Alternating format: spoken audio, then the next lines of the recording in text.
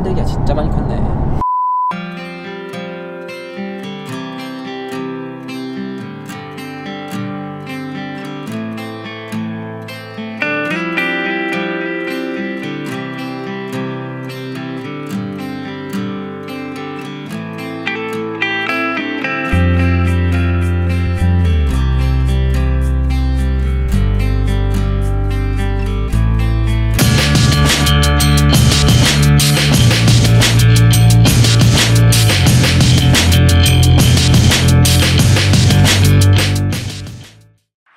I'm running away from this pain. I'm trying to find a new way where the sun's shining down on my face. I'm running away. You're in a toxic relationship. Time to be free. 네, 안녕하십니까. 맥스페어 박성원입니다. 저희가 정말 어렵게 G70 구했습니다.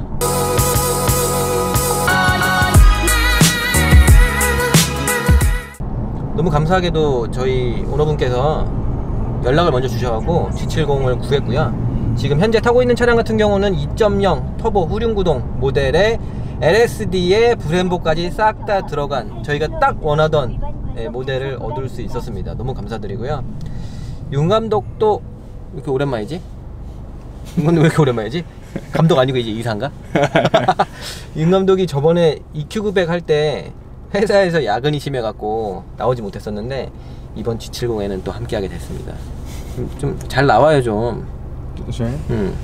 회사를 빨리 그만둬야지. 롯데가 잘못했어. 우선 저희가 지금 타고 있는 모델이 2.0 터보인데요. 2단성 쌍둥이라고 할 수 있는 스팅어 같은 경우는 저희가 3.3 터보 후륜 모델을 시승했었고요. 지금은 2.0 터보, 조금 더 많은 사람들이 관심을 가지고 또 많은 분들이 접근해 보려고 하는 차 중에 하나인 2.0 터보 모델이라서 저도 너무 기분 좋습니다. 이 차를 너무 타보고 싶었는데 결론부터 말씀을 드릴게요. 결론은 생각보다 2.0 터보가 힘이 나쁘진 않다, 그리고 재미도 충분히 있다는 결론이고요. 근데 뭐 이 정도 예상은 했었습니다. 근데 좀 더 깊숙이 한번 운전을 해볼 건데 지금 운전한 지 얼마 안 됐거든요. 어떤 것 같아, 윤 감독? 딱 보면 그래도 국산차에 비해서는 그래도 고급스럽긴 하잖아. 고급스러운데 살짝 유기만 빼고 일단 뭐 썰 길게 풀 거 없이 바로 한번 하나씩 뜯어 보려고 하는데, 엔진, 이 차의 엔진 같은 경우는 뭐 너무나도 잘 알고 계셔. 근데 그렇다고 내가 다들 알고 계시죠 뭐 이러면서 넘어갔다가 그랜저 IG에서 너무 욕을 먹어갖고 할 말이 없으면 리뷰를 왜 해? 그래서 그냥 다 하려고 했던 말 또 하더라도 다른 편을 보고 이걸 보는 게 아니라 이거 처음 보는 분들도 많으시기 때문에 그냥 바로 설명을 다 드려야 될 것 같아요. 2.0 터보 엔진은 세타2 터보가 들어가 있습니다. 세타2 터보. 세타2 터보 엔진 같은 경우는 뭐 저희가 잘 알고 있는 소나타 터보, K5 터보, 그리고 뭐 스포티지에도 적용이 됐었고요. 수출형 같은 경우는 뭐 국내에선 판매가 안 됐었지만 일반 저희 DM 산타페에도 뭐 반영이 됐었고 상당히 많은 모델들에 적용이 됐던 2.0 터보입니다. 근데 그동안에 그 2.0 터보들은 원래 가로 배치 엔진을 사용했었죠. 근데 지금 이 G70과 스팅어에 적용될 때는 가로 배치 엔진을 세로로 바꿔서 지금 적용이 되어 있는 상태고요. 엔진룸을 열어봤을 때는 좀 엔진룸이 휑하게 많이 남아 있습니다. 많이 남아 있는 공간은 앞쪽을 냅두고 엔진을 뒤쪽으로 바짝 밀어서 차량 중심 쪽으로 엔진을 밀어 넣기 때문에 무게 배분에도 이점을 꾀하려고 했던 게 눈에도 많이 보이고요. 지금 이 2.0 터보가 3.3 터보에 대해서 너무 엔트리 모델 아니냐, 3.3 터보에 비해서 힘이 너무 부족한 거 아니냐, 이렇게 걱정하실 분들이 많으실 것 같아요. 저도 사실 이 2.0 터보를 타보기 전에는 그냥 2.0 터보 모델은 좀 너무 안 나가는 모델, 그냥 뭐 잘 나간다고 하려면 그냥 뭐 아반떼나 뭐 일반적인 우리 저 소나타나 택시들에 쓰이는 2.0 자연흡기 그런 모델에 비해서나 잘 나가지 어디 가서 잘 나가거나 힘이 좀 괜찮다고 말하기 좀 민망한 정도. 반면에 3.3은 가야 시원시원하게 나가는 정도라고 예상을 했었는데 그 정도는 아니고요. 2.0 터보 타보니까 확실히 출력은 충분합니다. 지금 이 엔진 같은 경우는 출력이 좀 웃기게도 두 가지로 나눠져 있고요. 다들 아시죠? 2.0 터보가 가격표를 보면은 3단계로 나눠져 있어요. 제일 낮은 거, 중간, 제일 높은 거. 제일 높은 거의 이름이 뭐 스포츠 패키지라는 이름을 사용하는데요. 2.0 터보 모델 옵션표 중에 세 번째 단계 가장 비싼 스포츠 패키지에 가면 255마력 그리고 나머지 두 개의 트림은 252마력 3마력의 차이가 있어요. 좀 웃기죠? 3마력을 이렇게 나눠놓은 게 되게 웃기고 당연히 느껴지지도 않을 텐데 이거 왜 했는지 모르겠는데 아무튼 3마력의 차이가 나고요. 그래서 저희가 타고 있는 모델은 스포츠 패키지 모델이기 때문에 255마력을 나타내고 있습니다. 토크 같은 경우는 뭐 36 정도의 토크를 나타내는데 토크 밴드 자체도 뭐 당연히 터보 엔진이기 때문에 낮은 RPM부터 힘을 뽑아내고요. 이것도 이렇게 넘어가면 안 될 것 같아요. 우리도 잘 모르시는 삼촌들을 위해서 설명을 드리면 휘발유 자연흡기 엔진 같은 경우는 토크가 RPM에 통상적으로는 비례를 합니다. 출력도 그렇고요. 마력이나 토크가 RPM이 올라가야지만 큰 힘과 큰 토크가 나올 수밖에 없는 그런 구조적 특징을 가지고 있는데 터보차저라는 기술이 적용이 되면 낮은 RPM에서도 높은 토크가 발생을 합니다. 그래서 지금같이 뭐 1500, 2000rpm에서 운행을 하더라도 다들 이 RPM 구간에서 운행을 하시잖아요. 그 구간에서도 최대의 힘을 계속 최대의 토크를 뽑아내기 때문에 추월 가속이 상당히 용이하다는 그런 장점을 지니고 있죠. 지금 이 엔진 같은 경우는 그런 면에서 충분히 괜찮은 모습을 보여주고 있고요. 뭐 255마력을 RPM을 돌려서 끝까지 뽑아내지 않더라도 시내에서 이렇게 추월 가속할 때 꽤나 괜찮은 토크력을 보여주기 때문에 추월 가속 상당히 편합니다. 그래서 저는 이 엔진을 강력 추천할 것 같아요. 3.3이 좀 부담되시고 가격적으로나 세금적으로나 뭐 연비적으로나 여러가지 면에서 조금 우리 좀 부담된다고 하시는 우리 삼촌분들 2.0 터보는 너무 아쉽지 않을까? 그렇진 않습니다. 2.0 터보 충분히 접근해 보셔도 좋을 것 같습니다. 그리고 제가 항상 말씀드리는 어떤 엔진의 그 리스폰스 있잖아요. 그 RPM을 악셀을 밟았을 때 바로바로 RPM이 튀어주느냐에 대한 그런 리스폰스 부분에 있어서도 통상적인 휘발유 엔진으로서의 괜찮은 리스폰스를 보여주기 때문에 그런 면에서도 뭐 딱히 아쉬움이 나오지는 않습니다. 뭐 엔진에는 그러면 뭐 터보 뭐 테크니컬한 거 있잖아요. 엔진 터보 기술은 어떤 게 들어가 있냐, 트윈 터보냐, 뭐 이런 거에 대해서 궁금증을 갖는 우리 삼촌분들 많으신데 이 2.0 터보는 당연히 트윈 스크롤 터보고요. 또 트윈 스크롤은 뭐고 트윈 터보는 뭐냐 이렇게 여쭤보시는 분들이 많아서 짧게 설명을 드리면 원래 직렬 4기통 엔진은 당연히 싱글 터보를 사용하는 경우가 거의 전부고요. 6기통은 넘어가야 이 실린더가 양쪽으로 나눠지기 때문에 트윈 터보를 사용하는 경우가 좀 많아지는 거고요. 일단 이 직렬 4기통에 적용된 트윈 스크롤 터보는 한 개예요. 싱글 터보인데 터보차저라는 기술이 RPM이 돌아서 배기가스가 나오면 그 배기가스가 그 고압으로 바람개비를 돌려요. 후 하고 바람개비를 돌리면 이 배기가스가 돌린 바람개비 옆에 묶여있는 다른 바람개비가 있어요. 터빈이죠, 터빈. 이 바람개비가 돌아서 얘는 뭘 하냐면 흡기 쪽에서 공기를 강력하게 빨아들입니다. 빨아들인 공기를 엔진에 쑤셔 넣고요. 공기를 평소에 자연적인 흐름 내추럴리 에스포레이티드 그 NA 엔진보다 더 많이 쑤셔 넣은 만큼 알아서 연료도 더 많이 때려받게 되고요. 그만큼 출력이 높아지는 게 이 터보차저 기술이라고 할 수 있는데요. 그 트윈 스크롤은 이 아까 말씀드린 이 배기가 이렇게 바람개비를 후 하고 돌리면 흡기 쪽이 또 빨아들인다고 했잖아요. 그때 이 배기가 이 실린더가 지금 이게 4기통이니까 하나, 둘, 셋, 4개 있잖아요. 그럼 이 각 실린더마다 폭발하고 흡기, 압축, 배기가 이렇게 행정이 일어날 때 피스톤 운동을 할 때 이 배기가스가 각 4개의 실린더에서 각각 나올 거란 말이죠. 그럼 이 각각 나올 때 이 폭발하는 순서가 동시에 터지는 게 아니라 각기 다른 순서로 터지기 때문에 이 바람개비를 돌리는 그게 1, 2, 3, 4번 실린더에서 모여갖고 하나의 파이프가 바람개비를 후 돌리거든요. 근데 그 바람개비를 돌리는 파이프는 하나지만 이 배기 매니폴드 나오는 거는 실린더가 4개이기 때문에 4군데서 각기 다른 타이밍에 나와요. 1, 3, 2, 4, 1, 3, 2, 4 뭐 이런 식으로 따로따로 배기압이 나오기 때문에 바람개비를 4개가 힘을 합쳐서 한 번에 돌리는 게 아니라 그냥 하나씩 따로 돌리다 보니까 이 터보 렉이라는 게 발생하거든요. 그래서 터보 렉을 줄이기 위한 가장 큰 목적으로서 사용되는 기술이 트윈 스크롤 터보고, 트윈 스크롤 터보는 1번, 4번 실린더를 묶어서 하나의 파이프로 만들어서 후 터빈을 돌리고요. 2번, 3번 가운데 실린더를 묶어서 돌리게 됩니다. 그래서 이 배기 터빈을 돌리는 쪽 파이프를 잘라서 보면 반으로 나눠져 있고요. 한쪽 절반은 1번, 4번 실린더에서 나온 배기가스, 나머지 한쪽 절반은 2번, 3번 실린더에서 나온 배기가스가 합쳐져서 배기 터빈을 돌리게 됩니다. 뭐 잠깐 짧게 트윈 스크롤 터보에 대해서 설명을 드렸고요. 이런 트윈 스크롤 터보의 기술이 적용되면서 당연히 출력도 조금 더 올라갈 수가 있고, 그리고 악셀을 전개했을 때 터보렉도 좀 줄여줄 수가 있고요.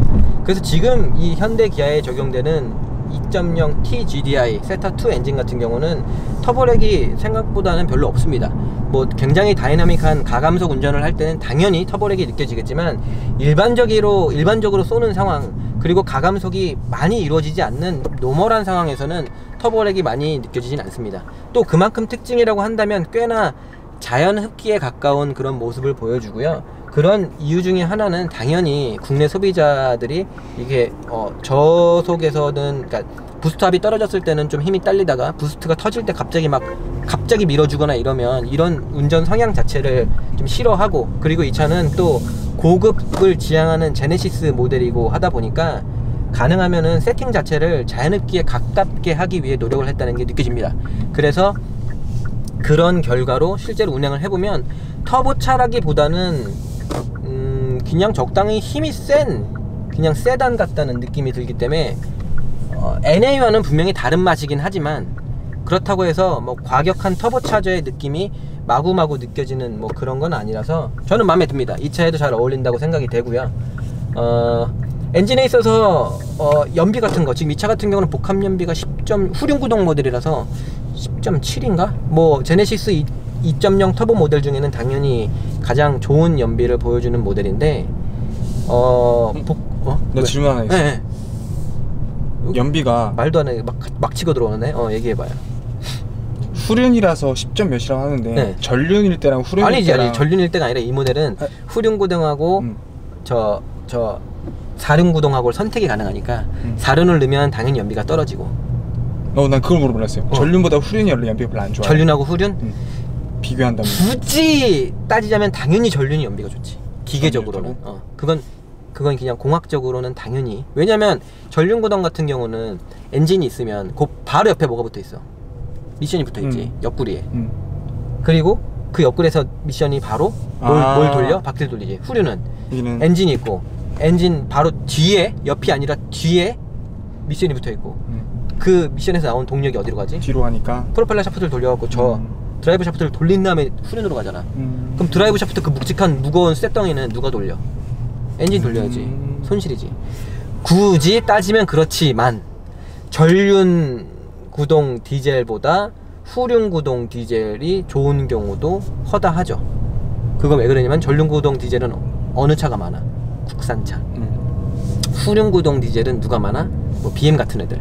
그래서 걔네들은 기술력의 차이로 인해서 후륜임에도 불구하고 굉장히 괜찮은 연비를 보여주기 때문에.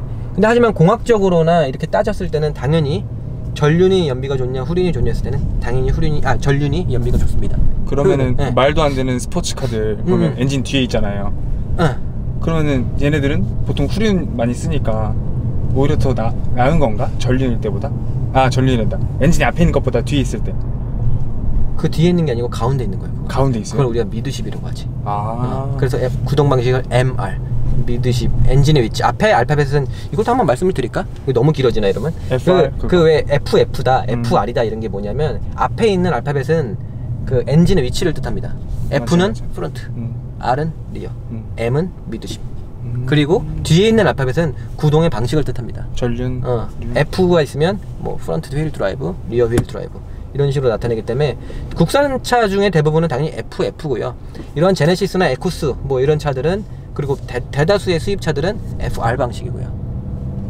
그리고 4륜구동에 들어가면 뭐 AWD라고 해서 4륜구동에 들어가서 바퀴 4개를 전자식으로 알아서 굴려주는 그런 시스템이 들어가는데, 지금 제네시스 이 차 같은 경우도 당연히 옵션표에서 체크해주면 250만원인가 230만원인가를 추가하게 되고요. 4륜구동이 추가되게 됩니다. 4륜구동이 추가되면 이 차의 셋업하고 똑같은 상황에서 미션에서 옆구리에, 지금 미션이 바로 여기 가운데 센터 커널 밑에 있을 거 아니야. 여기 미션이 딱 위치하는데 미션 바로 뒤에서 드라이브 샤프트가 뒤로 갈 거 아니야. 미션 옆구리에 트랜스퍼 케이스가 붙어. 그래서 트랜스퍼 케이스에서 샤프트가 또 하나 짧은 게 나와서 거기 앞으로 가. 그래서 앞바퀴에 구동을 주는 방식으로 되게 되고요. 그리고 당연히 앞으로 가는 드라이브 샤프트는 후륜으로 가는 드라이브 샤프트보다는 조금 얇고 조금 짧은 게 당연히 들어가게 되고, 트랜스퍼 케이스라는 게 뭐 하는 거냐면, 트랜스퍼 케이스가 엔진에서 만들어진 동력이 변속기로 가면 변속기가 변속을 해갖고 알아서 기업이 물려서 후륜으로 보낼 거잖아. 근데 그 옆에서 동력을 같이 나눠서 일부를 앞으로 보내는데, 얼마만큼을 앞으로 언제 어떻게 보낼 거냐를 결정하는 그 박스가 트랜스퍼 케이스야. 거기 톱니가 물려서, 예를 들면은 뭐 엑스드라이버 같은 경우는 트랜스퍼 케이스 안에 다판 클러치가 있어갖고 다판 클러치를 붙이고 떨어뜨리고를 뭐 모터가 하기도 하고요, 유압 솔레노이드 밸브가 하기도 하고요. 솔레노이드 밸브는 유압을 제어하는 어떤 밸브인데, 유압이, 그러니까 기름의 압력, 유압이 하기도 하고 모터가 돌아서 하기도 하는데, 이 클러치를 붙이고 떨어뜨림으로 인해서 앞쪽으로 그 동력을 보내느냐 마느냐를 전달을 하죠. 이런 걸 뭐 기계식이라고 하고, 전자식이라고 하고, 꽈트로에 들어가는 기계식 같은 경우는 트랜스퍼 케이스 안에가 아예 톱니로 기계식으로 물려 있어. 그래서 사실 어떻게 보면은 전자적 신호를 판단을 해서 구동력 배분을 하긴 하지만, 전자적 신호 판단에 의존하기보다는 기본적으로 주어져 있는 기계적 특성에 따라서 앞뒤 구동력을 배분하는 그런 특성이 더 강력한 게 아우디의 꽈트로 같은 거고요. 미안해요. 괜히 이상한 질문 내가. 아니 어떻게 하다가 4륜구동 설명까지 잠깐 넘어갔는데 연비 얘기하다 거기까지 갔잖아. 맞아. 연비 전륜이 좋냐 후륜이 좋냐. 난 그 얘기가 자꾸 산으로 가고 끝나질 않지. 엔진 쪽 설명에서 그러니까 제일 중요한 거는 2.0 터보를 탔을 때의 느낌이 충분하느냐가 핵심이 되지 않을까 싶어요. 내 개인적인 생각인데. 2.0을 타도 충분하느냐. 그렇지. 3.3으로 안 가고 2.0 가면 너무 부족하지 않느냐라는 그런, 왜냐면 내가 그런 생각을 좀 했었거든. 이게 2.0 터보로 갔을 때 그 밋밋한 기억이 좀 많았어 갖고 2.0 T GDI에 대한 추억이 그렇게 좋지가 않았거든. 근데 여기서는 느낌이 어떠냐면, 그러니까 경쟁 모델하고도 좀 비교할 필요가 있지. 일단 탔을 때의 느낌 자체는 충분히 뭐 이렇게 부족하진 않은데, 데이터를 재보거나 경쟁 모델들하고 달리면 꿀려. 그게 무슨 말이냐면, 이거는 제가 꼭 드리고 싶은 말씀이자 엔진 쪽 설명에서, 출력과 관련된 설명에서 굉장히 좀 중요하다고 생각이 되는데, RPM을 한 1500에서 3500 사이 실용 구간 내에서 움직이시고 실용 구간 내에서 추월하고 할 때는 충분히 괜찮은 토크로 쭉쭉 밀어주기 때문에 어떤 부족함을 절대 느낄 수 없고, 야, 이 정도면 정말 충분하네 라는 생각이 막 들어요.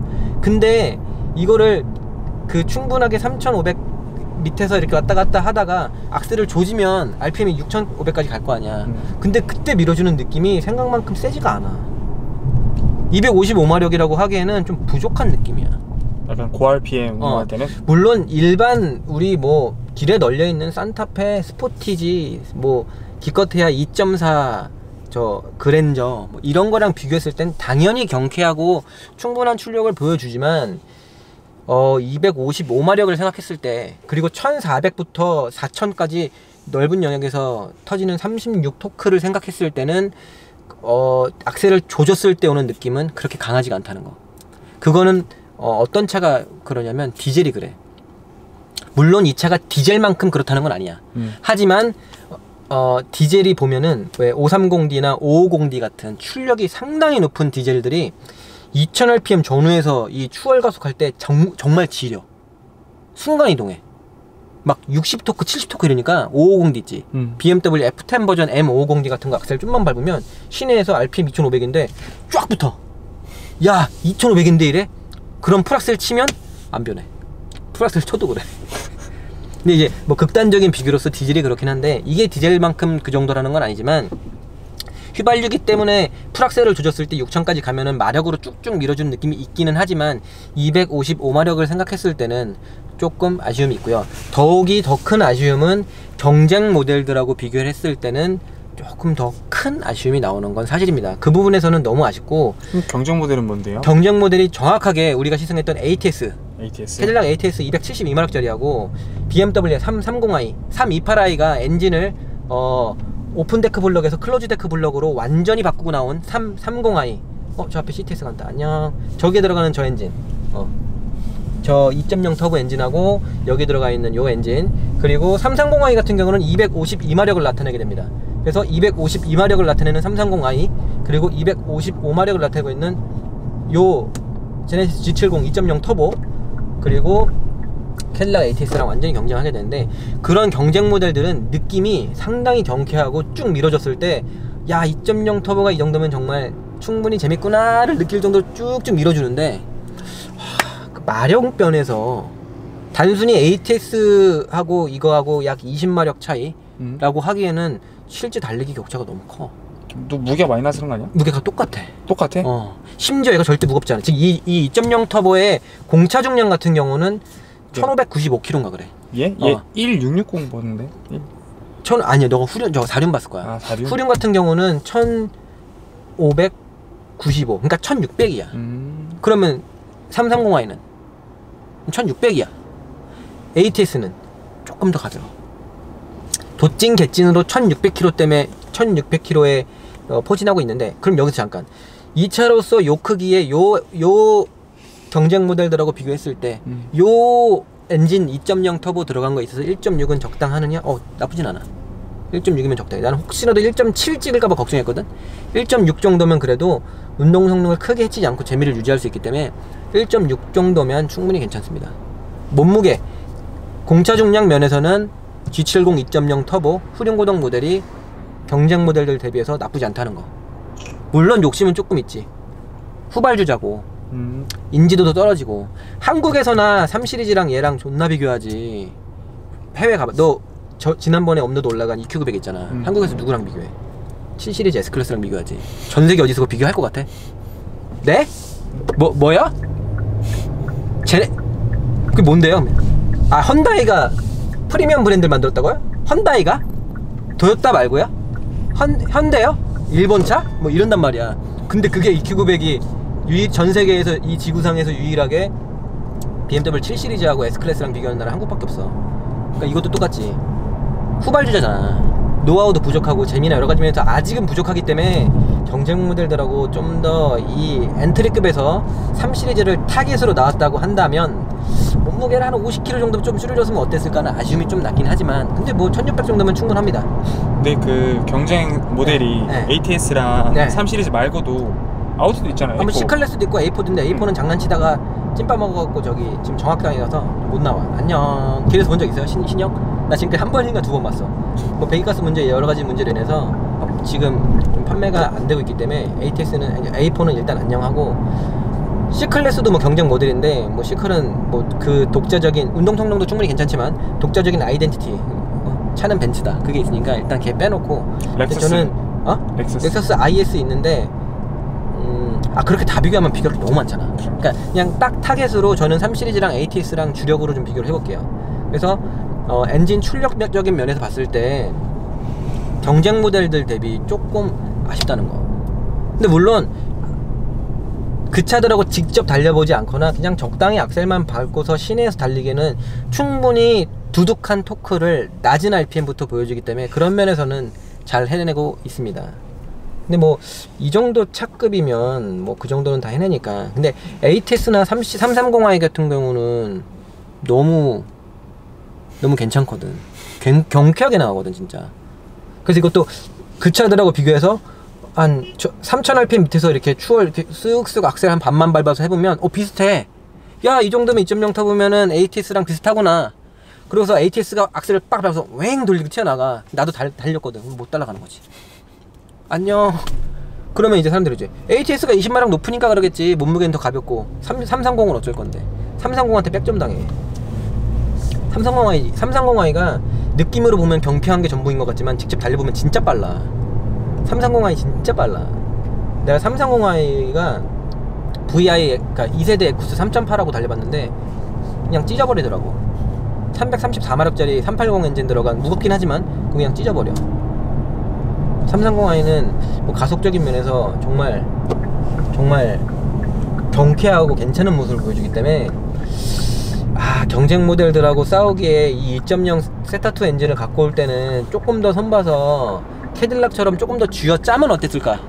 아싸리 270마력이나 280마력 정도의 세팅을 이렇게 딱 해주면 252, 255 해서 3마력 차이를 냅두는 게 아니라, 지금 그 유럽에서 팔리고 있는 i30N 같은 경우는 그 세타 그 엔진을 가지고 255마력, 275마력 한 20마력 차이를 두거든.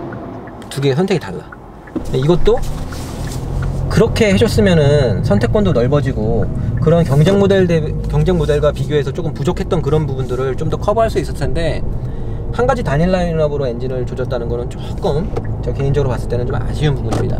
하지만 일반적인 소비자분들께서는 그냥 이 정도 출력이면 충분하다고 느끼실 것 같아요. 하지만 이 차는 국내에서 우리 삼촌들한테만 팔겠다고 만든 차가 아니라 전략적으로 고급 브랜드 내에 해외에 나가서 정말 시클 3시리즈 ATS랑 맞짱 한번 떠보겠다고 링 위에 올라가겠다고 만든 차기 때문에 그런 면에서는 분명히 아쉽다는 거, 어쩔 수 없고요. 그리고 또 하나 사람들이 많이 얘기하는 것 중에 이 차의 단점으로 지적하는 게 뒷좌석 공간, 차의 크기, 그런 걸 많이 지적하시는데, 저번에 제가 뭐 CTS 편에서도 말씀을 드렸겠지만 이 공간으로 말하면 세계 1등인 현대가 왜 이렇게 만들었느냐. 얘네 이렇게 못 만들어. 얘네는 좁은 공간을 못 만드는 바보야. 좋은 거지. 아반떼만 해도 뒤에가 너무 넓고, 소나타부터 이미 다리를 꼬기 시작하다가 그랜저에서는 연병장을 완성해버려. 그만큼 공간 활용을 잘하는 너무 게 넓어. 현대지. 너무 잘해. 그러면 이 차체 크기가 어떠냐? 아반떼보다 크고 소나타보다 작아. 역시 경쟁 모델 C클래스나 그런 3시리즈나 그런 애들하고 딱 똑같단 말이야. 그러면 아반떼보다 크고 소나타보다 작으면 실내 공간이 어떨까? 당연히 아반떼만큼 뽑아야 될 거 아니야. 아반떼만도 못하다고. 이거 뭐야? 노력을 한 거야. 공간을 줄이려고. 그리고 뭘 얻는다? 운전 재미를 얻으려고. 그럼 이 짓을 왜 했냐? 그 제가 CTS 편에서 길게 말씀드렸었는데 여기서도 뭐 또 말씀을 드리는 게 맞는 것 같아서, 그 CTS라는 차가 지금 현재 판매되고 있는 매장에 가시면 보시는 그 CTS라는 차가 5시리즈랑 맞짱을 뜨고 CTS 동생인 ATS가 밑에서 3과 맞짱을 뜨잖아요. 하지만 원래 이 전세대 CTS까지는 그때는 ATS가 없었고요. CTS 경쟁이 원래 3이었어. 올린 거지. CTS가 3하고 경쟁을 했는데 직접 경쟁을 하다가 진 거야. 운전 재미도 채우고 CTS V도 만들어서 M3랑 맞짱도 떠보고 다 했는데 밀린 거야. 마케팅 조사를 해봤더니 그 엔트리급 3시리즈를 사는 사람들은 큰 공간을 좋아하지 않는데, 큰 공간이 CTS의 장점인 줄 알았던 큰 공간이 CTS의 단점이라는 걸 깨닫고 얘네는 고민에 빠져. CTS를 다시 3만큼 줄이느냐, 아니면 CTS를 아예 키우고 새로운 모델을 투입하느냐. 거기서 얘네는 CTS를 적당히 줄여갖고 맞짱 떠서는 3시리즈를, 강력한 경쟁 모델인 3시리즈를 이길 수 없다는 거를 딱 치면서 깨닫는 거지. 야, 우리 어설프게선 정말 얘네 못 이긴다. 그냥 적당히 비벼갖고는 이길 수가 없다. 작정하고 새로 만들자를 해서 만든 게 ATS. ATS를 새로 만들어서 3시리즈와 경쟁 모델 시키고, 기존의 CTS는 크기를 조금 키워서 5시리즈랑 경쟁을 시킵니다. 그래서 G70, 그거를 옆에서 현대가 봤기 때문에 현대는 이 G70이라는 프로젝트 진행 중에 가장 신경 썼던 부분은 3시리즈 또는 C클래스 같은 경쟁 모델 대비 얼마만큼 완성도를 시키느냐. 시장 조사에 있어서도 이걸 구매하는 사람들은 그렇게까지 큰 차를 원하지 않잖아. 작고 타이트하고 몸에 딱 맞는 듯한 그런 느낌을 원한단 말이야. 운전 재미. 그렇기 때문에 큰 차가 아니라 차를 작고 타이트하고 정말 이 급을 사는 사람들의 입맛에 맞추기 위해서 노력을 한 거지. 그런 결과 이 정도가 나왔다. 이걸 까면 된다 안 된다? 안 됐다. 현대는 정말 뒷좌석과 이 좌우폭 이런 것들을 타이트하고 운전 재미에 초점을 맞추기 위해서 노력을 한 결과물인 거지. 3세대 CTS가 죽방 만든 걸 봤으니까 옆에서 차 크다고 혼쭐 나는 걸 봤기 때문에 작게 만든 거고, 그래서 현대가 뭘 만들었다? 저거. G80 70 말고 80 이거 작어? 저거 사. 저게 작아? 또 뭘 만들었다? 90 한국 이름 EQ900 G90 만들었잖아. 그러니까 지금 차를 작게 만든 만큼 그러면은 결과물로 운전 재미나 민첩성을 얻었냐? 얻었거든. 근데 난 스팅어를 이미 타봤기 때문에 얘가 이 정도는 뽑아낼 거라고 생각은 했었어. 근데 생각보다 느낌이 더 괜찮은 거고 정말 괜찮아. 그리고 좀 얘기가 되게 길어졌는데 경쟁 모델하고 비교했을 때의 어떤 출력 이 말씀드리다가 또 경쟁 모델들하고 비교하다 보니까 뭐 연비도 비슷하고 출력도 비슷하고 330i 그럼 잘 봐라. 윤 감독 잘 봐. 330i랑 이거랑 비교하면 출력이 똑같아. 이거는 스포츠 패키지에서 255마력 3마력 세지만 일반 모델은 252 마력까지 100% 똑같아. 토크는 36인가 그렇고 그게 35인가 그래.